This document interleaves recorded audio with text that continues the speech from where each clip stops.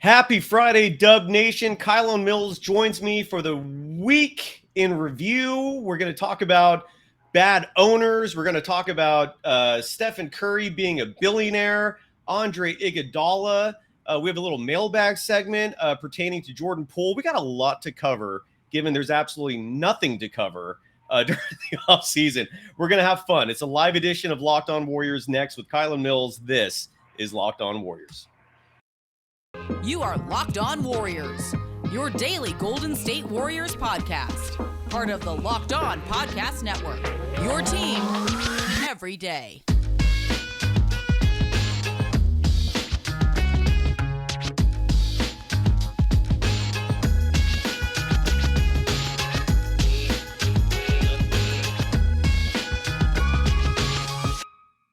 Thank you for making Locked On Warriors your first listen every day. We're free and available wherever you get podcasts. Today's episode is brought to you by BetOnline. BetOnline has you covered this season with more props, odds, and lines than ever before. BetOnline, it's where the game starts. You can follow Kylen Mills on Twitter at Kylen Mills. You can follow me, Cyrus Saatsaz, on Twitter at DogSurfRoadshow. Kylen, I want to start off with actually a mailbag question, if that's okay with you. Sure.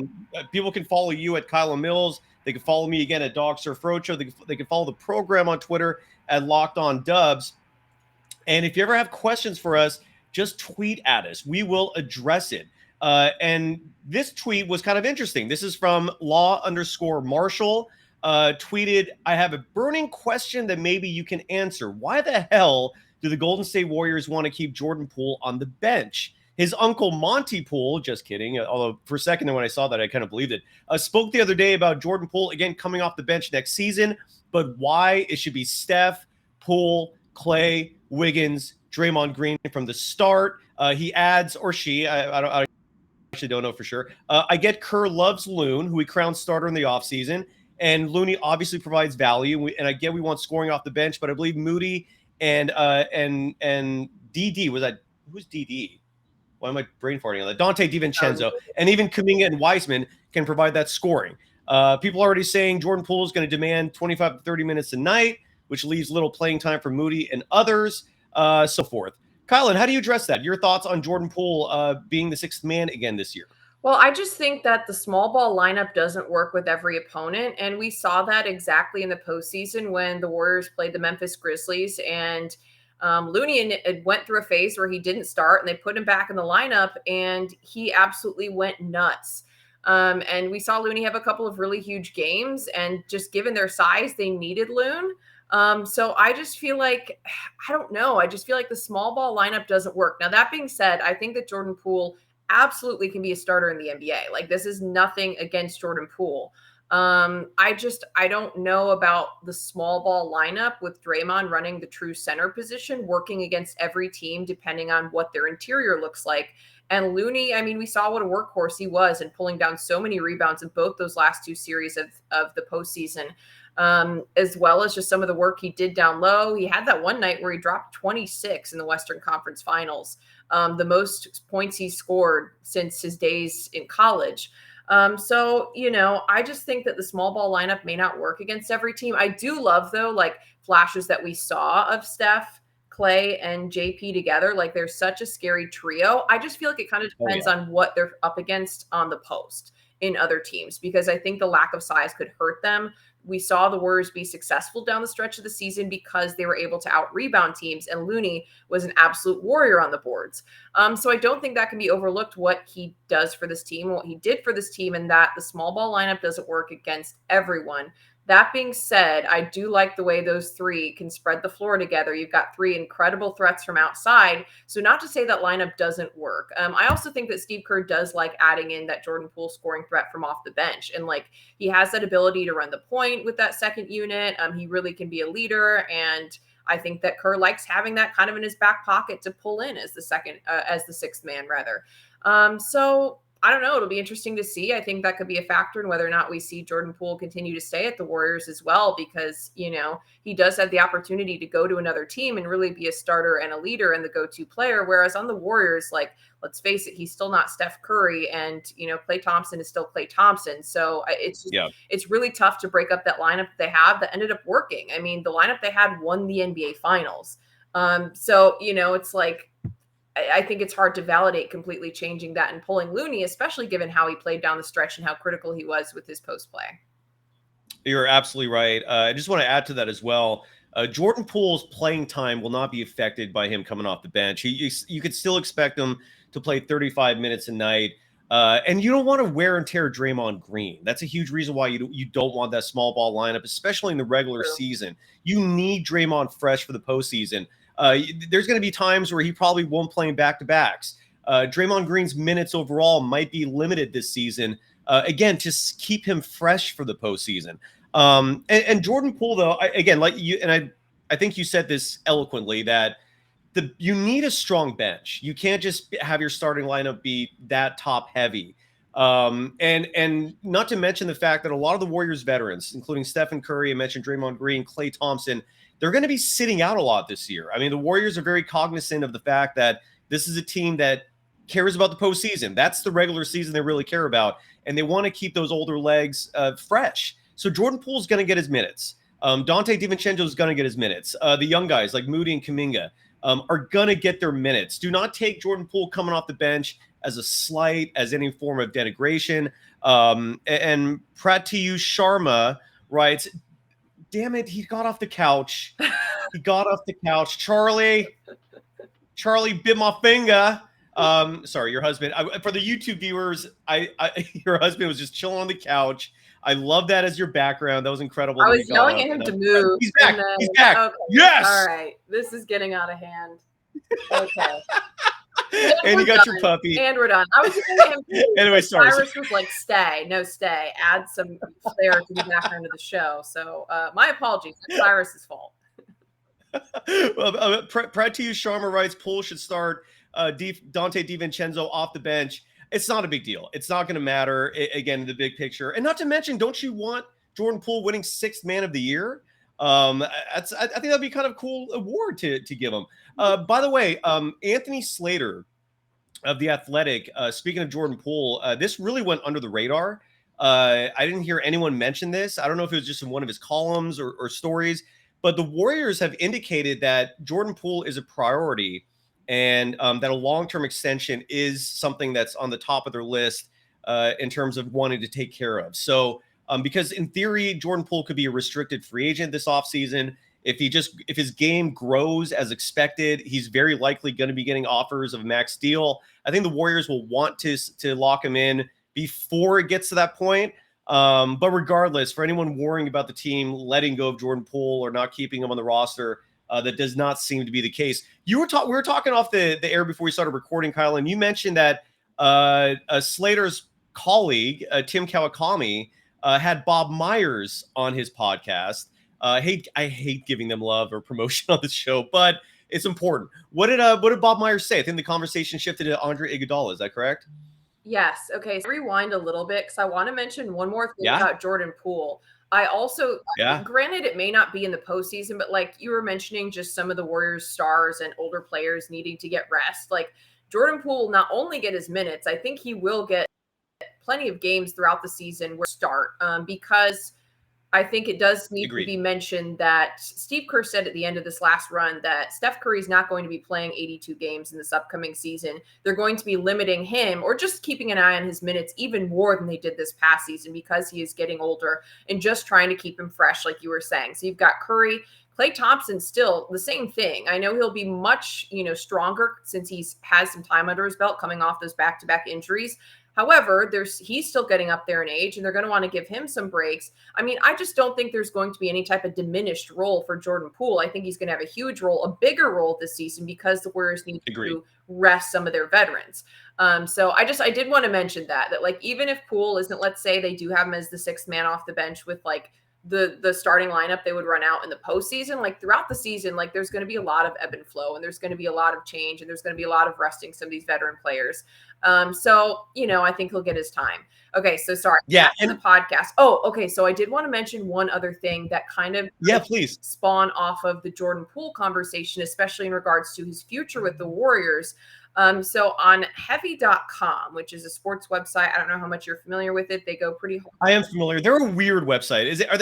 I don't know if you can classify them as just sports, but I hear what you're saying. They were just a weird Maximish. Yeah, I don't know what you call them. Yeah, I don't exactly. I don't know how you categorize it, but they do seem to be trying to like expand their sports coverage, and they have an NBA insider take this with a grain of salt because I don't know this person independently. Sean Devaney, that's the name anyway. But this article, I always get articles now that pop up about the Warriors anytime I log on Google, and this hopped across my screen today, and I thought it was interesting that some NBA executive apparently told Heavy.com's NBA insider that Andrew Wiggins has indicated that he is set on staying with the Warriors, that he is like really, really locked in and he's not looking to go somewhere else.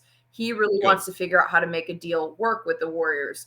And I just think that's interesting because, Poole and Wiggins are going to be the two real challenges in addition to when you look at Draymond Green supposedly wanting a max extension for the Warriors front office to try to figure out how they're going to keep all these guys on payroll. And to me, like Wiggins or Poole, one of them is going to have to go. I just thought it was interesting. So he reported that supposedly Wiggins is really, really locked in and wants to stay with the Warriors, whereas Jordan Poole would be more likely to be itching to leave in order to have a bigger role elsewhere, especially because he's just 23 years old. He still has a lot to look forward to in his career. He's already won the championship with the Warriors, and he's just more of a flair player who maybe would be looking to take on a leadership role with another organization. Anyways, again, I love you.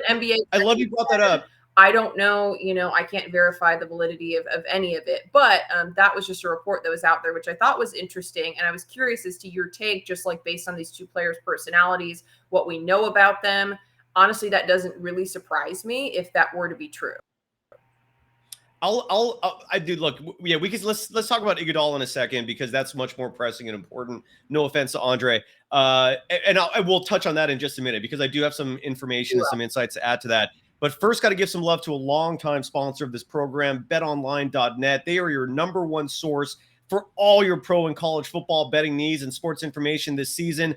Like you could bet on the Niners and lose money again, like a lot of people did last week. Your husband, Charlie, wasted time and energy going to Chicago to watch that horrible performance, that disappointing outcome. You have no idea how just completely pissed off I am at the Niners right now. They should have won that game. You could bet on it. So if you want to make money while being miserable rooting for the 49ers, just go to BetOnline. You can bet on the other team. At least get some money in your pocket when the team you love breaks your heart like they always do. And you can find all the latest football league developments, game matchups, news, podcasts, including this year's opening week games. BetOnline is also your continued source for all your sporting wagering information, including live betting, esports, and scores. Head to the website today or use your mobile device to learn more about the trends in action. And in just a moment, we're going to talk about all those things we just discussed. Jordan Poole, Andrew Wiggins, Andre Iguodala next. But BetOnline, one more time, it's where the action starts. And there's also a lot of chat. We'll address that as well.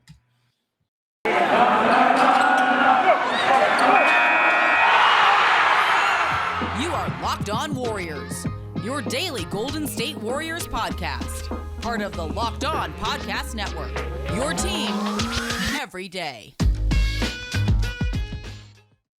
Curry, Kevin Durant, LeBron James, Giannis Antetokounmpo. Which NBA player moves the betting line the most this season? Locked On and the BetOnline odds makers present the NBA top 50 most valuable players starting on September 19th.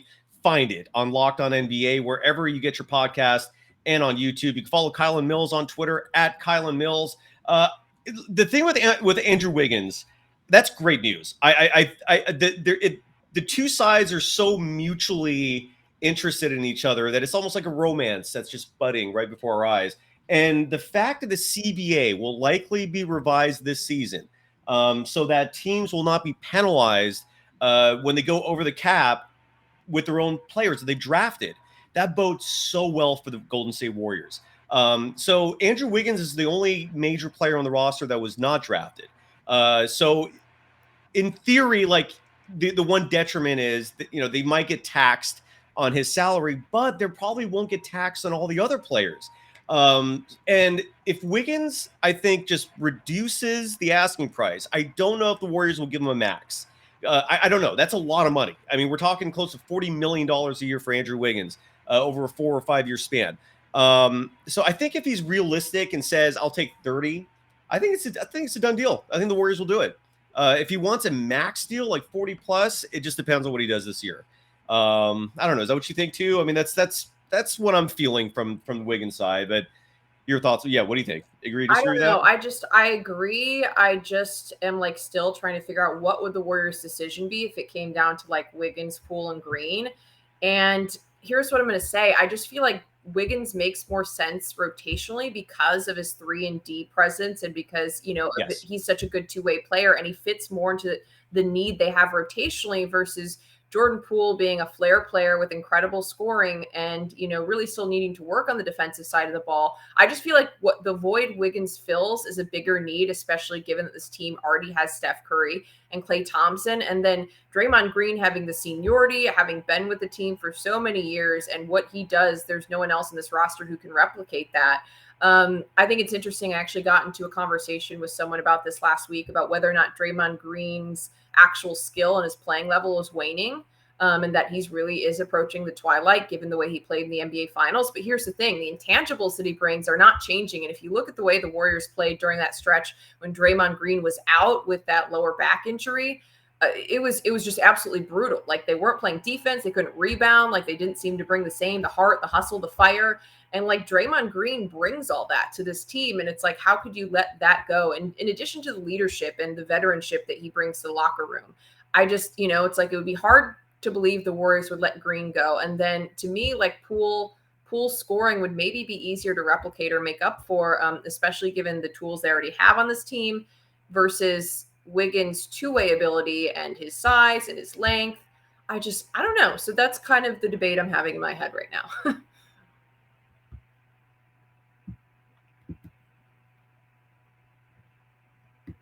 You might be muted unless it's my screen. No, I was muted. Okay. Thank you. No, if you weren't here, I'd be talking for like 2 minutes because I'm looking at this other screen right now. Thank you for saving me. Yes, I agree with you 100%. And it really comes down to the CBA. It's if the negotiations are going on right now. Yes, that's true. They're hoping that the CBA is the numbers are settled by December, January. That is what I've heard. Keith Smith was on our show a couple months ago, and he kind of verified and validated these things as well. The Warriors right now with cap penalties are expected to spend approximately $202 million this year. This includes luxury taxes for the current roster. And you're right, they're facing a lot of expenses in the future. Jordan Poole is going to want a huge new deal. Andrew Wiggins is an unrestricted free agent after this year. Draymond Green has expressed that he wants a new max deal. The great news is if the CBA is revised so that your own draft picks do not force penalties to be accrued against you, the Warriors can afford all of them because they can literally give Klay his extension. They could give Draymond his extension. You got Kuminga and Moody coming up soon. Wiseman's a huge question mark for beyond this year. And so this season is going to be really important for him in terms of whether or not he's going to get his 4th year contract guaranteed.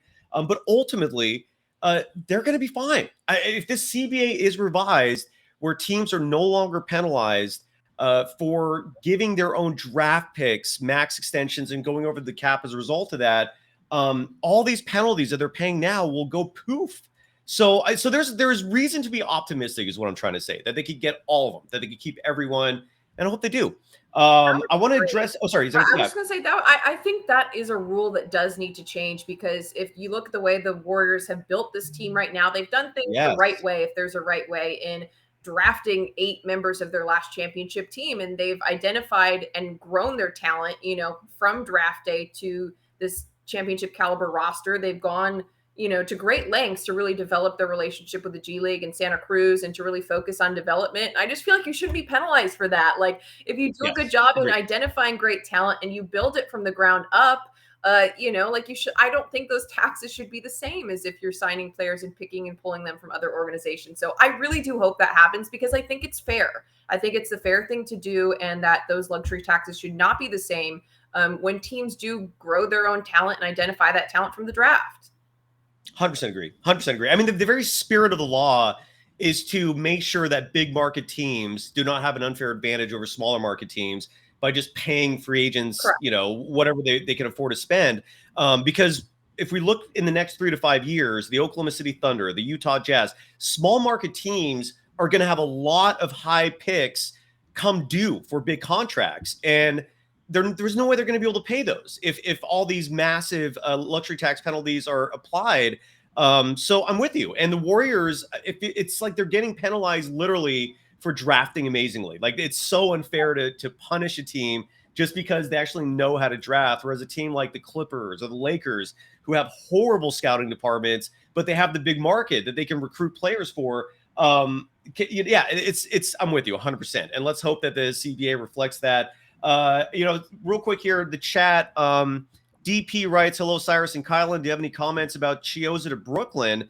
I actually did not know that Chiozza went back to Brooklyn. That was a team he played for 2 years ago before the Warriors signed him.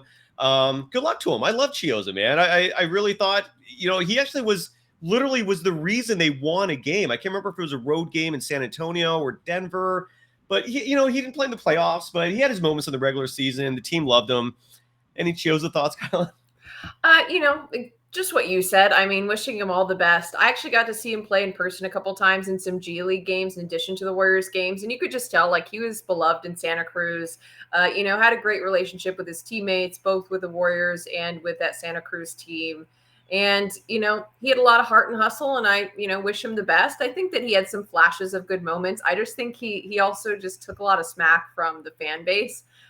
Maybe not necessarily fairly all the time, but wishing him all the best. And I think everyone in the Warriors organization has nothing but respect for him. From what I've heard from all the players and coaches who've spoken about him, it's all been very highly, and that, they all want him to do well. And I got to bring this chat question back up real quick because at the end, DP writes, Knicks seeking to trade for Wiggins? No, don't expect that. Go Charlie. All right, there you go. Look at Charlie fan here, just from his brief cameo on the couch. I love it. Yeah. Another chat question. W. Chan writes, Clay will definitely be an all-star this year. I 100% agree with that. Like I said, if I was going to bet the over-under on points and you set the line at 23, I think he's going to average over 23 points per game this year. I think he's going to have a breakout season. And W. Chan writes, I wouldn't be shocked if Poole made it too. Maybe. I do love the Jordan Poole Clay backcourt. You're going to be seeing that a lot this year. I really think those two as a backcourt combination are going to surprise people in terms of effectiveness, particularly on the offensive side. Yeah, so I'm really stoked on Clay, man. I really like it. I agree. Yeah, any thoughts on Klay Thompson? No, I think he's out. He's going to have a great year, and we've talked about this a lot. Head coach Steve Kerr just said the same thing earlier this week and last week in some interviews that he did, that he thinks that Klay Thompson's going to have an even better season than he had this past season once he was able to return in January. I do want to mention, going off the Knicks thing, though, that I just read a report that the Knicks would be like a likely destination or a possible destination for Jordan Poole, actually, not Andrew Wiggins, which I think would be interesting. They, the Knicks have some money to spend. They have a relatively, I don't want to say a cheap roster, but more affordable roster where they maybe would have the money to spend to sign him. And they kind of need like a scorer and a flash player. So I don't know, keep an eye on that, because I'm seeing that the Knicks is actually a destination potential for Poole, based on some articles I've seen recently, but who knows, maybe, the rules will change. And it looks like we have some commenters that are saying the same thing, that hopefully they would be able to maybe keep all three. Yeah. The Knicks can kiss my ass. They have the second worst owner in the NBA after one Mr. Sarver in Phoenix, who we'll touch on in just a second here. Something else came to chat, though, that I wanted to address. Akshat Sharma writes, hey, guys, love from India, right back at you. That's incredible. Just one question. Could Steph win another regular season MVP? Could, yes. Will he? I wouldn't count on it, just for the simple reason that he's going to turn 35 on March 14th, I believe. That's his birthday. And at this stage of his career, I don't know if the Warriors are going to put him out there enough to play the minutes needed to win an MVP award. He could. I think he still absolutely has the talent to do it. I just don't know if the Warriors are going to be willing to risk his body by going through the number of games he would need, the number of minutes he would need to play per night, the rigor basically he would have to endure to win a third regular season MVP. Your thoughts, Kylen? I think there's no reason why he shouldn't. Again, I just think that that award does have in large part to do with how the team finishes. I know we've had a couple of outliers through the years, but like typically it has to do with the team that finishes the best and the leader of that team. So I think if the Warriors run the table, then there's a very good chance that Steph Curry would win the MVP. I think it'll be very largely based upon how the team finishes, because if you even look at the 2020-2021 season, before the year before they won this championship, Curry should have been, and he was up for MVP. But to me, I'm like, I thought he should have won MVP that season because of Don't get me started. impacts that he had on the team. And you look at the winning percentage from when he was in versus out, when he's scoring, to me, like that's an MVP, worthy title, or, an MVP worthy season when you've impacted the way your team is able to win and play. But the Warriors didn't finish on top. And to me, like that's now become more carried more weight in who wins that award versus like the individual performance. Don't you think though? Because like I think in that 2021 season that Steph Curry, like when you looked at, and I remember analyzing a lot of the numbers as far as like the impact the individual player had on the team's ability to win. And like, for example, when Steph Curry isn't in the game, like the Warriors could not win. Like they could not win. And like in addition to him putting up some of the top numbers in the league, and it's like, well, at what point does you being the sole reason your team winning versus the team having a better record, like, you know what I'm saying? Those two things going against each other. I don't know. So I think that it will have to do though with whether or not the Warriors end up running the table. I think that'll greatly increase Steph Curry's chances of winning the MVP award again. The only reason why I shook my head in slight disagreement was because of the MVP award being given to Nikola Jokic last year, despite the Nuggets being the 6th seed. The Warriors the year before that, I didn't want to get started on this, but I'm going to now because I still think it is such a travesty that Stephen Curry did not win the MVP award in 2021, given statistically he might have had the best season of his career, and given the fact that the Warriors finished 6 games above 500. They finished with the 8th seed in a very challenging Western Conference. And when you look at who he played with, and the fact that they still finished with 6 games above 500, they would have, I think, been the 5th seed in the East if they played in the Eastern Conference that same season. He was playing with Kent Bazemore getting heavy minutes that year. He was playing with Michael Mulder getting heavy minutes that year. He was playing with Kelly Oubre Jr. most of that year, who clearly was not a good fit on this Warriors team. He was playing with Alan Smilejek was on that team getting minutes. Brad Wanamaker was oftentimes the starting point guard on that team. Andrew Wiggins was not the Wiggins of now on that team. My point is he was playing on an awful Warriors team that still finished 6 games above 500 in a very challenging Western Conference. It is such a crime that Stephen Curry, in my opinion, did not win the MVP award. That just pissed me off. And yeah, it just made no sense. I just did not understand how Jokic could win it this last year.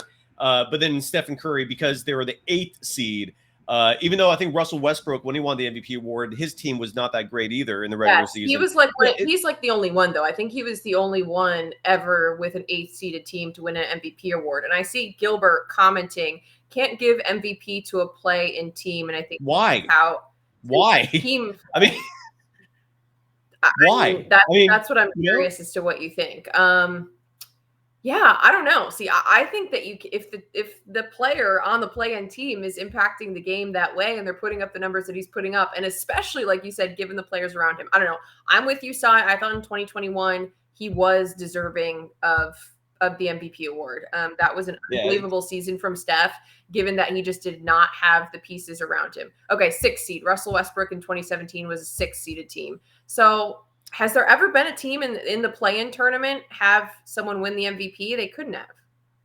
Well, when we say play-in, we're basically meaning if you're a 7th seed or worse. Right. And that's new now too, the 7 through 10 seed. Right. But just remember, they would not have been a play-in that year if they were in the Eastern Conference. And people easily forget the conference records. And again, when you look at Steph's season that year, I mean, he averaged over 32 points per game. If I have my stats correct, I pulled them up right here. He averaged 32 points per game, a career high. He averaged over 5.5 rebounds a game, nearly 6 assists per game. He shot from beyond the arc. He shot 42% from 3, typical free throw percentage of nearly 92%. But again, the point is without him, they don't come anywhere near 6 games above 500. Take away the whole seeding of it, right? Take away the if they finish 6th, 7th, 8th, or whatever. Focus on the impact the individual had. Focus on how much he dominated as a whole, and also look at the collective conferences. The Warriors, again, in 2021, if they were in the Eastern Conference, I think they would have been the 5 seed, maybe 6, but they would not have been a play-in. So if the play-in thing is a rule of yours, consider both conferences in that as well. I don't know. So I think it was a travesty he didn't get it. And the play-in thing, I just don't understand. Well, I think if you widen it out, I know John Wilson just commented the play-in tournament is just a few years old. Absolutely. But I'm saying in general, though, to like teams that are maybe in the middle of the pack, like typically they don't give out MVP awards to teams that are, down on the very brink of making the postseason, whether it's the play-in or they've made it or whatever else. Like, to me, it seems like that the team's performance is a determining factor. Although I know you just were talking about Jokic and how they weren't at the top of the table. So I don't know anymore. But I like also, it looks like we have a comment that says that Shaq said it right. MVP award has lost its meaning. I don't know. I don't know what the criteria is anymore for how they determine who gets that. The only thing I do know is that the voting system is a farce. They need to rearrange that. They need to recalibrate that, because the way that the voting works is the NBA looks at specific media organizations and then allocates a certain amount of votes depending on that. They also look at geography. So if you're in the San Francisco Bay Area, for example, I think we get 2 votes total. The beat writer from the San Jose Mercury News gets one of them. No, I take that back. The Bay Area only gets 1 vote. And the San Francisco Chronicle and the San Jose Mercury News alternate each year in terms of which publication gets that 1 vote. And then typically the publication decides who among them will be casting the vote. And it's normally a beat reporter covering the team. One, that's ridiculous. I mean, to only give 1 person in the entire Bay Area a vote, that's asinine. That is utterly asinine. They also give like ESPN, I think, like 16 votes, when there are plenty of people at that organization who have no idea what they're talking about when it comes to basketball. To put it in perspective for you, Zach Lowe is someone who like so many people revere and respect for his basketball opinions. To a certain extent, I get it. But he just came out and said that the Milwaukee Bucks should be the hands down favorite to win the championship this year. Why? Why are the Bucks your favorite? Hands down. Like the favorite, not like one of many. The Bucks are the favorite. Why? What is going through your head to think that the Warriors somehow are not in the same category as the Milwaukee Bucks? What do you think, Kylen? Like, that's just insane to me. And it's just reflective of media as a whole. But yeah. The Warriors should absolutely be in the same category as the Milwaukee Bucks. There's no question. And they should be, I think, higher up as favorites from a lot of the analysts than they are currently. But I've told you, Cyrus, like you get your panties in a bunch about this, I feel like, but this is good motivation for the team. Like the Warriors feed off of this. You do. You get your panties in a bunch. You can say that, not me, but continue on. Yes. You get your panties in a bunch. Okay, sorry. You get your panties in a bunch about it. Yes. But the Warriors feed off of it, and ultimately it's motivation. So like, to me, it's just like, whatever, let them predict whatever they want to predict. And if anything, that's just, more fuel to the fire. But I feel like we really digressed from this initial question of will Steph win the MVP this upcoming season. So what was the next topic we were going to get? Well, because I say that because that's part of what plays into this is you have all these voters who for some reason have this weird bias against the Warriors. A lot of them have no idea what they're talking about when it comes to the game of basketball in general. Yet they're the ones deciding this. And these votes, whether it's for MVP, whether it's for first, second, third team All-NBA, this matters for contracts. Like player bonuses are tied into these votes. And it's just asinine to me that the NBA, their whole selection process for who gets the votes. And my panties are thong, lace. Anyway, so it's just crazy to me. What were you going to say? So Andre Iguodala, by the way, still has not made the announcement of if he's going to play this year. And the more weeks go by, the more I actually want him to come back, simply because of what he provides in a mentorship role, in a leadership role. Not counting on him to do much physically. That body looks done, even though a lot of people are saying otherwise. What did you hear from Bob Myers on that podcast we mentioned earlier?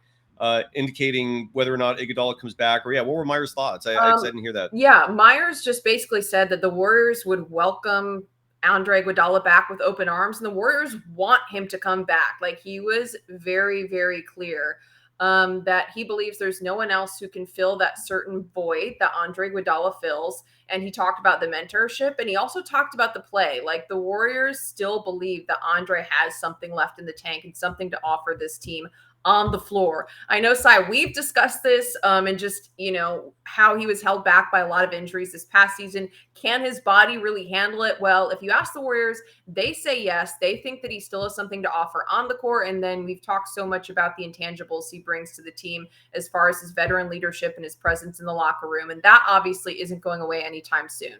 So Myers just pretty reiterated what we've heard the Warriors say throughout this process. But, he just made another strong campaign that the Warriors are still encouraging Andre Iguodala to come back. They want him to come back. Of course, they want him to do what's best for him. But like, the Warriors are saying, like, we'd love to have you back. We want you back. Come back to our team. And, they wouldn't save that spot for anyone else other than Andre Iguodala because, he has become a stalwart for the Warriors and for this locker room. So, we'll see what happens. I've told you, though, that earlier this week when we spoke on Monday that I just don't believe he would be dragging out this process if he was going to retire. Like, why would he leave it down to the last minute, leave the Warriors hanging for so long? They've really held off on that last roster spot to see what Andre's going to do.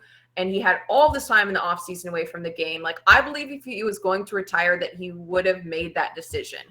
I could be wrong, but I just have an inclination that he's going to say he's coming back.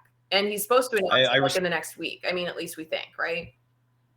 I respect your inclination, and I'm with you. I agree. I really hope that Iguodala does come back. And in all likelihood, he has said that he's going to make the announcement on his podcast. And I think new episodes come out on Fridays. So my guess is it's either going to be this Friday or next Friday. Maybe he's doing this just to drum up interest and get some more clicks for his show. Who knows? It wouldn't surprise me at this point in today's media climate. I want to shift gears real quick and talk about Robert Sarver, the owner of the Phoenix Suns, and that report that came out where he's dropping N-bombs, he's touching men inappropriately, he's making crude, misogynistic comments toward women, and for that, he gets a $10 million penalty. And my understanding is that is the max penalty you can give to an owner. So the dollar amount was limited by the CBA and or rules pertaining to the governorship of an NBA team. But he was suspended for a year, and that was not limited. That was an arbitrary decision made by the commissioner's office. I personally think he should have been suspended for like 5 years. What were your thoughts on the Sarver story? Yeah. I don't think the punishment fits the crime. I understand, like you said, there was a limit on the dollar amount, but I don't see how he should be allowed to return as if nothing happened in a year. I was also shocked by the, I guess, final analysis of the investigation saying that, he isn't racist, he's not sexist, this doesn't come from a racist or sexist place, but he said and did racist and sexist things. I just don't understand the logic behind that. Because that was like the final analysis of the report was that, well, he didn't do it, he was just, and it just, I don't know, the feeling of that just was wrong and didn't make sense to me because in the report, it says, yeah, he did say these things and he did do these things. But the report is, we don't believe that, he actually meant to be racist or sexist. Well, that's what he did. I think that the punishment literally should have been harsher. Literally. Like literally, the report says that's what he did. So I just to me, that's very hard to wrap my mind around. And I think that the punishment should have absolutely been harsher. I like what you said as far as like a 5-year suspension, or even just being eliminated from the league. I think as a whole. Yes. And he's not showing any remorse for this. It's crazy. Yeah. It didn't matter. It was repeated. This has been one or two, it's like it just seemed very egregious. It was repeated. It was over a long period of time. And to me, that's who you are. And that should be tolerated. But, it is what it is. And we'll see. Apparently now, I just read that in Phoenix, the city council is trying to see if there's anything they can do to possibly remove him from the organization for longer. There are, some other organizations that are trying to take additional steps beyond what the NBA has done. Like I said, I just saw a friend who's from Phoenix tweet out that city council is trying to see if they can have a hand in this and possibly, provide additional retribution for him. So the saga may not still be over. Just, we'll have to keep an eye on it. It's crazy, man. Yeah. I was, so I hosted another podcast with Hall of Famer Rick Barry, and we recorded a new episode yesterday of the Rick Barry Show. And I expressed this to him that sports owners have a very unique role and impact in society. And look, I'm pro-capitalist. I'm pro-free market. I also believe firmly in regulations for obvious reasons, but I don't think sports teams should fit under the umbrella of typical business rules. And the reason for that is they have such a profound impact on communities and culture. Like what a sports team does can literally make millions of people elated and can also make millions of people depressed. They have such a profound impact that I don't think that you could just be a wheeling and dealing owner and do whatever you want in pro sports. I think there should be some rules in place that, for example, I proposed this to Rick, like if your team does not make the playoffs for 20 years in a row, you should be forced to sell your team. And I also think like in a situation like this, where if you're an absolute hideous monster, you should have your team taken away from you. It's egregious what this guy did. Never mind the fact that he's just a total a-hole. I've heard that from multiple sources behind the scenes. He's just not a good dude. He's just not a good person. Real quick, because I got to bounce here. I'm so sorry. I got a class to teach, but I wanted to post these comments real quick. Akshat Sharma writes, the Warriors' disrespect is off the charts. And Gilbert, I want to play this because Gilbert Arbalo writes, it's not like Denver is a media hub. So if ESPN and the NBA are picking favorites, they would have given the award to Embiid. I push back on that for the simple reason that I don't think there's necessarily like that they play favorites for other markets. I do think there is a bias against this Warriors team. I have spoken off the record to other media professionals who have told me they're sick and tired of the Warriors' success. And I do wonder if that mood is echoed in certain corporate buildings like ESPN's or Fox Sports is, or in various newsrooms. I do think there is a discriminatory attitude toward the Warriors, that there is a bias against them. And that might be why Stephen Curry and or the other players don't get the accolades they may deserve. Like, I think it's absolutely asinine that Draymond Green only has one Defensive Player of the Year award and has only made 4 first-team all-defense teams. I think that's egregious for a player of his caliber defensively. Klay Thompson being left off the NBA 75 team was absolutely ridiculous.